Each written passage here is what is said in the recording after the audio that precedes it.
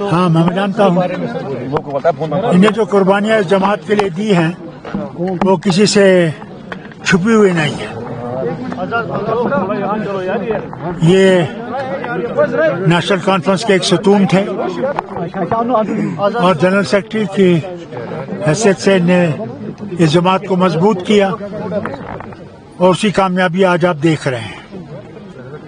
انشاءاللہ مجھے امید ہے کہ یہ جماعت اسی طرح چلتی رہے گی جو ہم لوگوں کے بزرگوں نے ہمارے لیے راستہ مقرر کیا ہے. فاروق صاحب، ایران اور امریکہ پہ جنگ کے بادل بہرا رہے ہیں. کل انڈیا نے ایڈوائزری بھی ایشو کی کہ اپنے شہریوں کو بولا کہ واپس آؤ.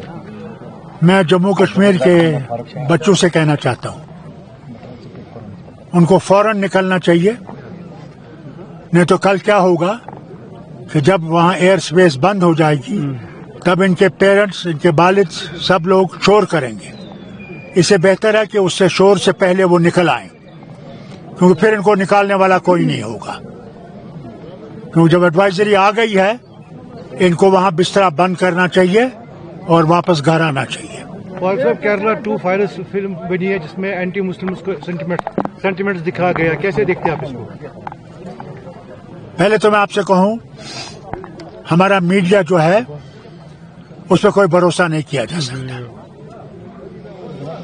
وہ جھوٹ پہ قائم ہے اور سرکار کے نیچے دبا ہوا ہے. اسے اس کے سامنے بات کرنا بھی کوئی حیثیت نہیں رکھتا. پہلے میڈیا کو اپنا ایمان مضبوط کرنا چاہیے. ان کا ایمان کمزور ہے اور جب تک وہ اپنا ایمان مضبوط نہیں کریں گے میڈیا پہ بھروسہ لوگوں کا اٹھ گیا ہے. لیکن کیرلا فائرس 2 میں لو جہاد پہ فوکس وہ ابھی نہیں نکلی نا، وہ دیکھیں گے. ٹیم جو ہے رانجی ٹرافی میں فائنل پہ پہنچ گئی، پہلی آج سے دفعہ فائنل شروع ہو گئے ہیں. اللہ کرے کہ وہ کامیاب ہو. سب سے بڑی چیز تو یہ ہے